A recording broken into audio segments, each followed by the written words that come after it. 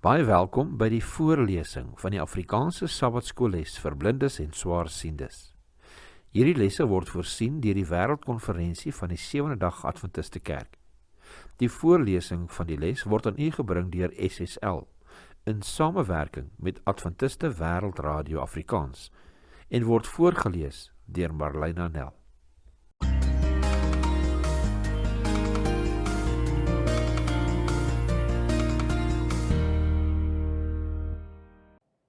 Donderdag 16 April. Aanskou hom. Lees weer Lukas 22 vers 27. Wat is die groot boodskap vir elke volgeling van Jesus? Ons lees Lukas 22 vers 27. Want wie is groter, die een wat aan tafel is of die een wat dien? Is dit nie hy wat aan tafel is nie, maar ek is onder julle soos een wat dien. Lukas 22 vers 27. In teenstelling met die disippels wat na meerderwaardigheid smag, wat meen dat die een beter is as die ander, het ons vir Jesus, die absolute vergestalting van nederigheid, die een wat gesê het, maar ek is onder julle soos een wat dien. Ja, Jesus is die een wat daagliks in die mense om hom se behoeftes voorsien het, omdat hy oorgeloop het van deernis en omdat die skare vir hom so skape onder 'n herder was. Diepgaande was die besef dat hy die mense se grootste behoefte was, 'n waarheid wat tot baie min deurgedring het. Ja, dit is hierdie Jesus wat die hemel prysgegee het sodat hy vir die mense kon sterwe, met die hoop dat ons sy genadedaad sal verstaan en die uitnodiging sal aanvaar om 'n hegte band met hom te hê. Lees Filippense 2 vers 3 tot 8.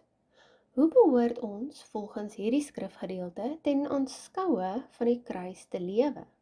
Ons lees Filippense 2 vers 3 tot 8.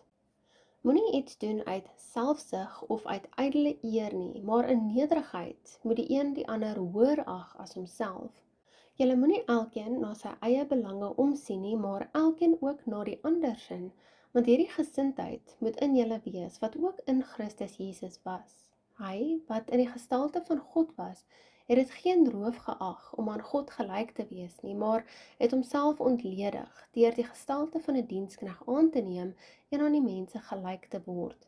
En in gedaante gevind as 'n mens, het hy homself verneder deur gehoorsaam te word tot die dood toe, ja, die dood van die kruis. Filippense 2 vers 3 tot 8. Vir ons het Jesus alles vermag en alles gedra. Mens moet net lank genoeg stil staan om daadwerklik raak sien en 'n klinkklare prentjie van hom kry. Dan kan jy nie anders as jou onreinheid en jou vodde raak sien nie. Dan kom jou desperate behoefte aan hom aan die lig. Ons moet net ons oë op hom gerig hou. Sodoende verdof alles, veral die eie ek en die se gewaande grootsheid. Dit word pure onsin. Wie Jesus is, wat hy gedoen het en hoe lief hy sy skepping het, word dan die spil waarom alles draai. Met ons oë op hom gerig, sal die eie ek ongetwyfeld soos mis voor die son verdwyn. Jesus, wat 'n lieflike en magtige naam. Hy is die toonbeeld van nederigheid. Wanneer ons ontvanklik vir hom is, bereid is om by hom te leer, wanneer ons begryp wat hy vir ons gedoen het en toelaat dat sy lewensgewende woorde tot hart en verstand deurdring, sal ons besef hoe hoogmoedig en elendig ons in werklikheid is. Kom, laat ons nie onsself flous nie. As Jesus sy eie disippels, persone wat hom op 'n tasbare wyse beleef en direk van hom geleer het, dan met hoogmoed gesukkel het, hoeveel te meer ons? Ons kan per slot van rekening slegs in Christus toeneem as ons nederigheid aan die dag lê. Bring nou bykomende tyd saam met Jesus deur. Neem jou Bybel en 'n pen en 'n joernaal of 'n skryfboekie en gaan sit eenkant op 'n stil plek. Buite kan ook werk. Vra dan die Here om jou hart ontvanklik te maak en dan op 'n deurdringende wyse met jou te praat. Skryf Psalm 138 net so in 'n joernaal of skryfboekie op. Watter woorde of uitdrukkings is vir jou besonder opvallend? Ons lees en sluit af met Psalm 138. Dank vir verlossing, 'n Psalm van Dawid. Ek sal U loof met my hele hart. In die teenwoordigheid van die gode sal ek psalm sing tot U eer. Ek sal my neerbuig na U heilige paleis en U naam loof, om U goedertierendheid en om U trou ontwil. Want U het vanweë U gaanse naam U toesegging groot gemaak.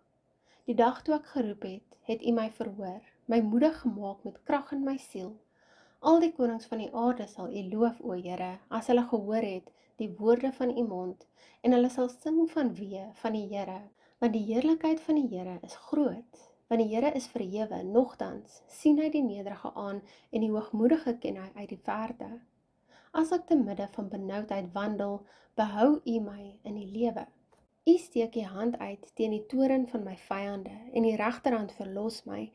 Die Here sal dit vir my volëindig. U goedertierendheid, Here, is tot in ewigheid. Laat nie vaar die werke van U hande nie. Psalm 138.